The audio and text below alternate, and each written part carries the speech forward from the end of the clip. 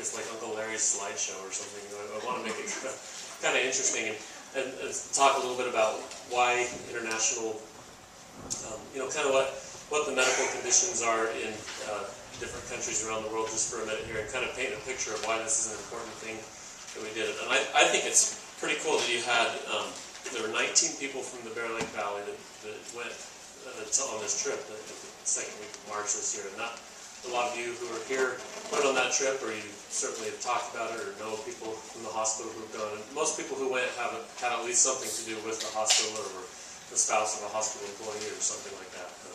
So, International Medical Service, I put this little statement up here about this. Our goal was to try to go to these vulnerable communities and provide some health care. A lot of times they really don't have much in the way of health care. A lot of, they're lacking a lot of infrastructure and a lot of resources. But our goal was to try to take health care to them. And I want to just paint for you a minute, just kind of a picture of kind of on a global scale, what resources there are and what the health care is like. So 7 billion people. I'm not very good at imagining what billion is. So I think a million is 1,000 thousand, and a billion is 1,000 millions. So that's 7,000 thousands, or that's a lot. I have a lot of zeros on there. But I think it's an important thing to realize that half of those people live on less than $2.50 a day, and that's in U.S. dollars. That's calculated, depending. It doesn't matter what their currency is, or it's just what you could go to the store and buy for $2.50. They could buy with whatever equivalent monetary unit they have. And 20% of the world's population lives on less than $1 a day. That's a lot of people. Out of 7 billion people, that's a whole lot that live on that amount. And I don't want to make you, the purpose isn't to make you feel like guilty for existing or guilty for living in a blessed land. That's not ever the purpose of this. It's just to point out that we've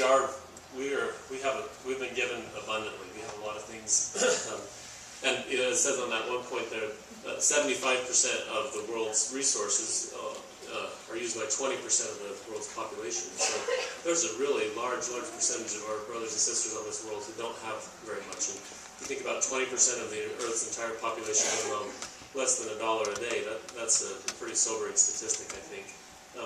19,000 children a day, that's just one statistic. I've seen some that are higher than that, but about 19,000 per day die of poverty-related diseases, and that I don't even think that counts all the, I was looking at it a little bit more, I didn't think that counts all the ones that die immediately after birth. It's children that die of parasites and other types of diseases that we don't experience here because they lack the water systems and the infrastructure that help keep us safe.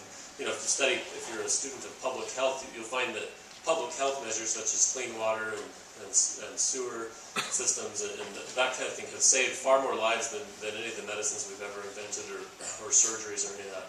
Those are important, but what contributes to overall health is probably 80% public health type works and maybe 20% what a doctor can do and nurses can do.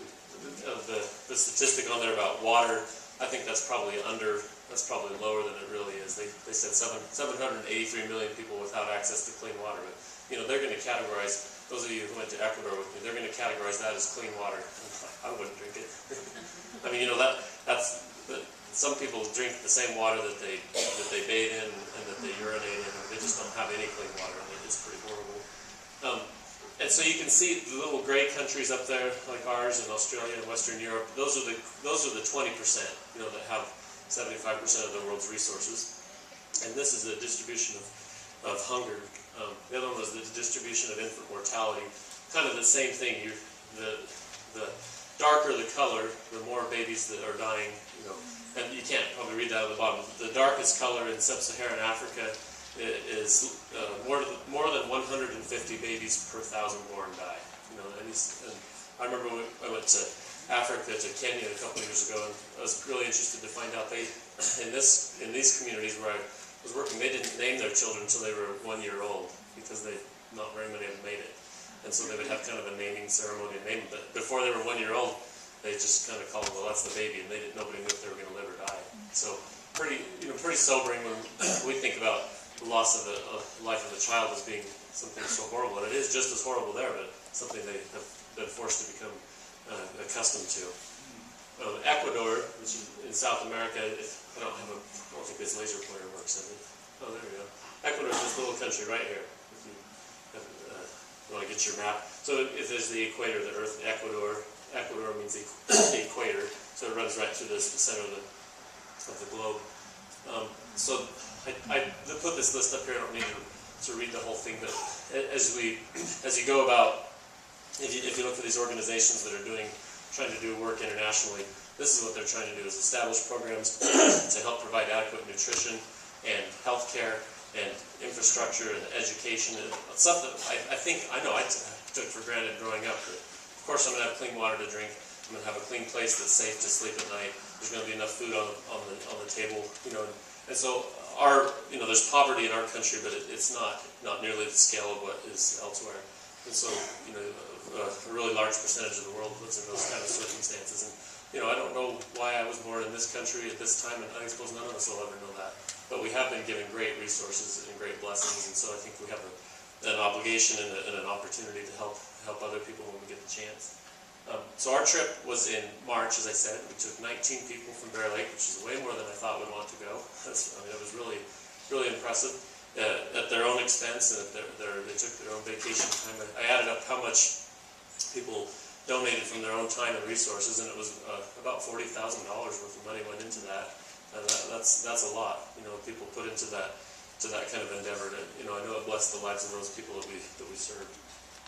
So the next slides, I'm going to have Ryan pull this up and show some pictures. There's way too many pictures to talk about all of them. I just kind of want to have them run through, and I'll highlight a couple of them. You're going to see there's kind of a bunch of categories of pictures. You're going to see a bunch of cute little kids because they're hard to not photograph because they're so stinking cute. And then you're going to see pictures of beautiful landscape and pictures of us working. And you see us riding in the back of a lot of the days we'd ride up in the back of basically a cattle truck and ride up for about. I'm making funny noises, right?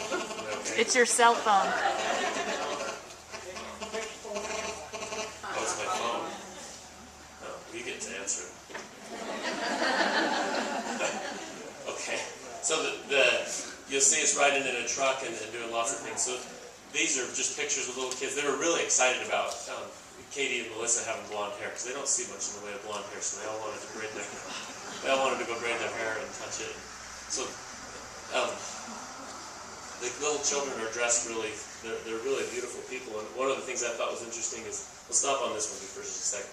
Those little kids, they live in the dirt. There's dirt everywhere, and I just couldn't believe how clean they were. They would scrub the heck out of those clothes, I think, because they're all in white. These little white blouses and shirts, and they were just as clean and spot-free as you can imagine. And they don't have any money.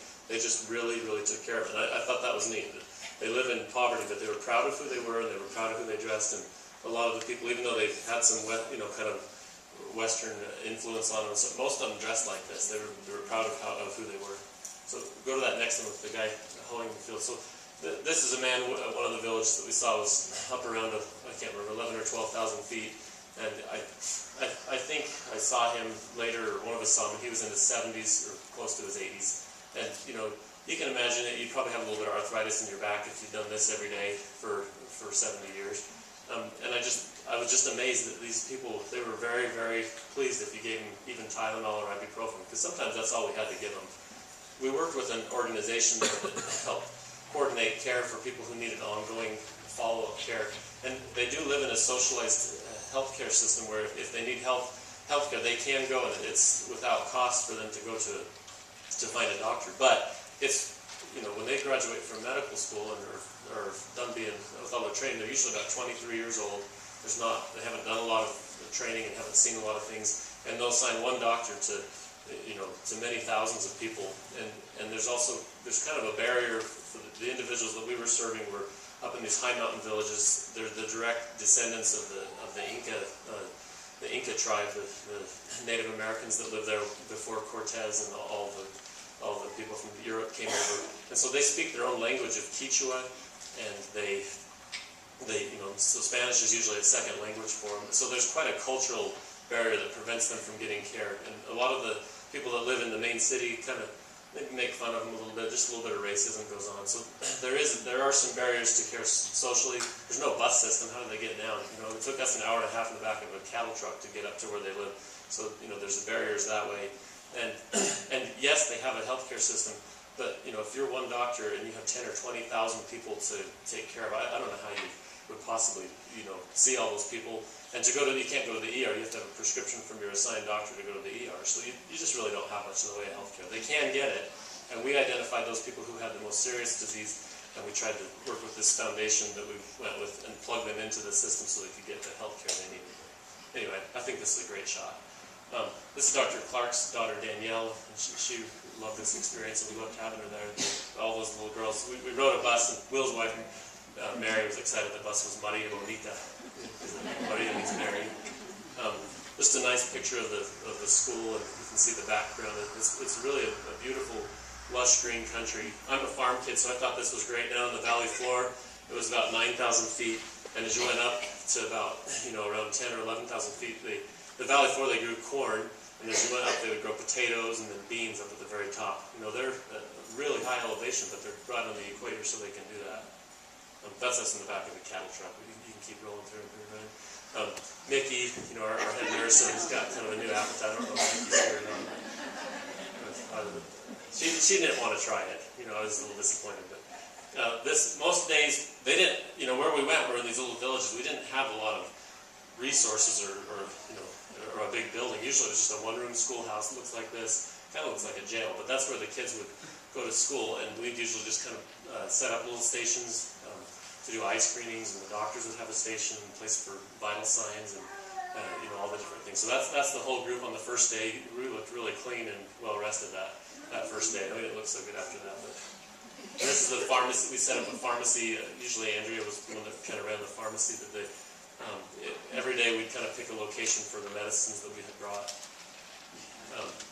I guess some of these are just because it's beautiful, and you can see it's all done by hand. There wasn't much. We saw a couple places where people would have tractors, but most of the agriculture was just done by people digging in it by hand, and you know, you had to live on what you grew.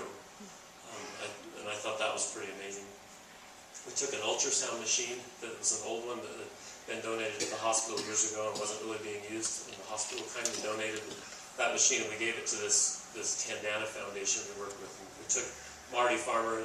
Pause on this one for just a sec. We took Marty with us, and he showed him how to use the ultrasound machine, and we had a great time with that. Lots of moms that got to see their babies before they were born, and lots of gallbladder disease and things that we diagnosed using that ultrasound. Just out in the middle of the sticks, but we were able to use that. A lot of them had electricity, so we were able to use that technology to help make accurate diagnoses, and we left that with them. That'll improve their care a lot. For me personally, this was a neat family to see. I went there 5 years ago. I was just finishing up medical school to the same location, and I went back to some of the same villages. But when these two kids came, and they were just kind of coming to get checked up, and I looked back on the chart, and I saw the last person who had seen them was me, and I thought that was kind of cool. I'm like, well, I guess I'm your doctor. I'll be back in 5 years. You know.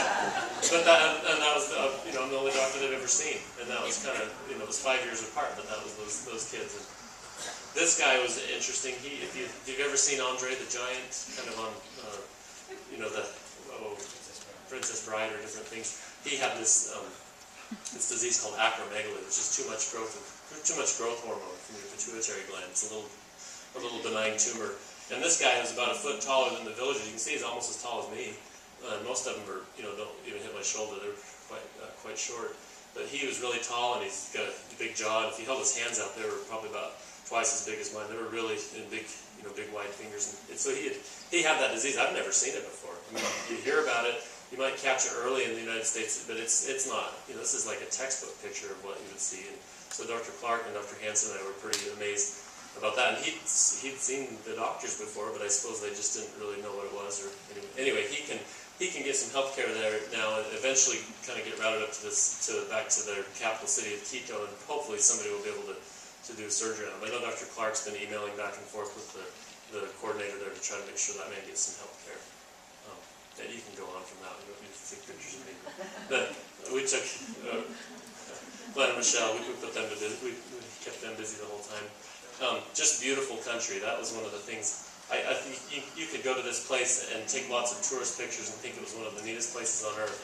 But it was so, I just think it was so neat to enter their lives for, even just for a few minutes. You know, it's pretty different to stop on this one for a sec, Ryan. It's pretty interesting to stop to go to a place and not just go take pictures of the people, but for at least a few minutes you get to talk to them and touch them and shake their hands, and you know, and the nurses and the doctors, and one's got to lay hands on them. There's a pretty powerful healing force just from talking to people and touching them. And anyway, just to be invited into their world for a few minutes. These really special, unique people, and I think somebody made the comment that, you know, a bunch of us from rural Idaho had a little bit more in common with them than some of the people down in the big city, where, you know, this city where they lived of 80,000 people. It was really neat. We felt like we connected with a lot of those people in a special way. And it was hard. I tried to learn some Spanish, and these people, Spanish was their second language, and anyway, it was hard to communicate sometimes, especially the ones that spoke mainly Quechua. But it was great. This is one of their hospital beds, so I was going to point this out. You know, Rod thought maybe we should make our hospital remodel look a little more like this, a little more trendy. There's 3 beds in this room. We just didn't capture the 3rd bed in a picture. There's no oxygen on the wall, and you know, no suction or any of the things that we would be used to in our hospitals. This is the hospital that's in this main city where we would go down and stay there every night. It has about 80,000 people in the city, plus lots of villages around it, all around it. You know, it wasn't a very big hospital and really sparse on the resources they had. You know, our hospital has much more than that little hospital did, even though it serves a much larger community. It's, you know, this community about the size of Logan or a little bit bigger. Anyway, I just thought that was pretty interesting to see and if you were in the hospital, you just sit in one of those beds, and you know, I think they actually have nurses. Some countries you don't provide nurses either. If you want the family taken care of, or if you want them to get medicines or food, you better send your family members in to take care of them and bring your own medicine. This country had that. This one, this is a lady who is a midwife, and up in those villages, they have kind of a group of, whether I don't think they're formal, you know, they don't go through any formal midwife training, but ladies who know how to deliver babies. And one of the problems is, as they got higher up on the mountain, the mortality rate from moms and babies has gone up and up, and you know, goes up a lot higher because they're just so far removed from healthcare resources if they need them. So they've done an interesting thing where they put these, the hospital hired this lady to be in there and to do the deliveries kind of in their traditional way. Those bars on the wall, the ladies hold on to while they're laboring. They deliver in the standing up position, and it works out fine. But it was kind of a neat thing that they had this mixing of traditional medicine. I know all the OB nurses back there are kind of thinking that's cool, but this mixture of traditional medicine and westernized medicine, and this way, if they allow them, if these women will come down and deliver in the hospital, if there is a major complication, then they can save their lives. And you know, a lot of times it's just intervening within that first half hour of life that saves a lot of life. And so I thought that was a neat way to kind of mix the two. Their ambulances are short. I don't think I'd fit, but they fit. You know. You can keep going. A lot of these are just scenic mountains. The kids would catch rides home with us. We'd go home and people would just hop into the truck with us because there's no bus or anything, and they walked, so they would take them back to the place where they lived. Beautiful, big volcanic valley. So the volcanoes are around 18 or 19,000 feet, and the valley floor is at 9,000 feet. And this is just a beautiful lake that we saw. We took Dr. Hansen's wife, Joni, who's a dental hygienist, and I think we kept her busier than probably all of us. They had a local dentist and then a man from Oregon that came and joined us on the last day. Lots and lots and lots of tooth extractions and sealants, and poor Joni got spat up on quite a bit. But it was neat to be able to do that. Here's our really fancy ride in the back of the cattle truck. Lots of seatbelts, as you can tell. One of the last days there, we got to participate in this little parade that one of the little communities had.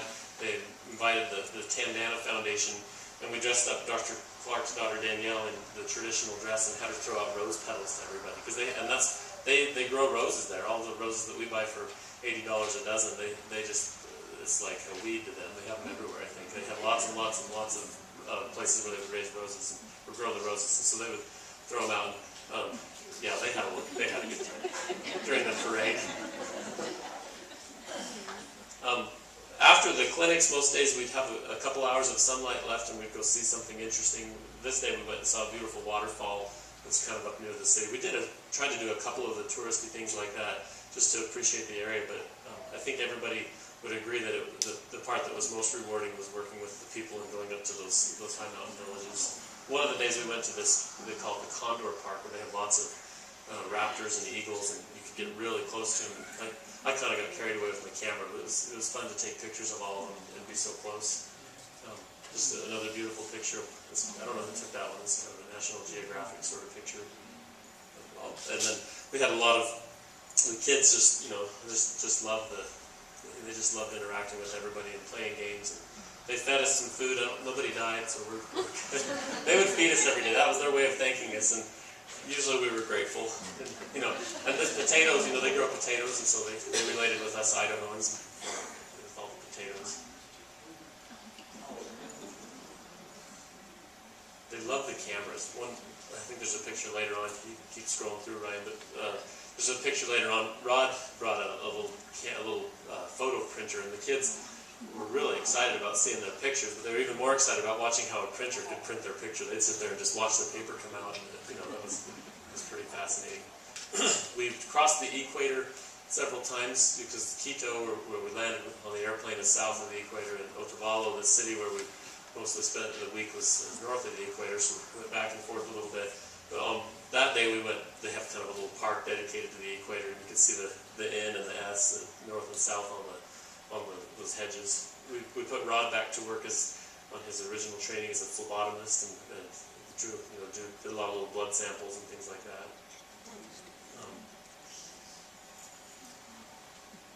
These are just kind of cool grandma pictures because they're fun. This was the kids' playground at one of the schools. I thought that was great to have a cow in the background.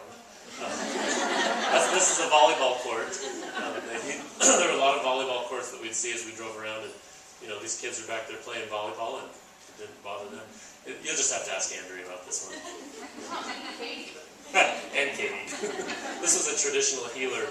She was kind of I was going to call her a shaman or something. The people would go there to be healed from various maladies that they had, and I think she was trying to heal Andrea from being scared of something. She told Espanto that she got startled by something, so she had to say lots of prayers and various physical maneuvers that I won't repeat here.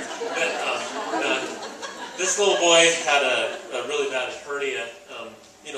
This is back in the emergency room. We saw him up in the village up that morning, and then by that afternoon, they had taken him down to their emergency room. They first had to go stop by the clinic to get a referral to the emergency room. He's got a surgical emergency. He's got an incarcerated hernia.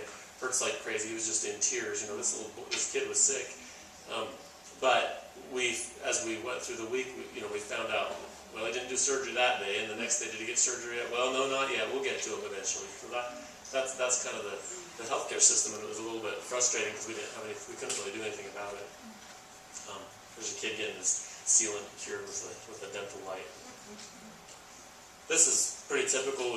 You see Dr. Hansen over on the side, and Mickey washing up somebody's ears. We just kind of move desks together and have our little stations and set up whatever resources they had, we would just use. And the folks there that run this organization were pretty excited that we were there because we knew each other, and we were used to working together in large parts. So we were able to come together as a team pretty quickly and figure out a way to do this efficiently.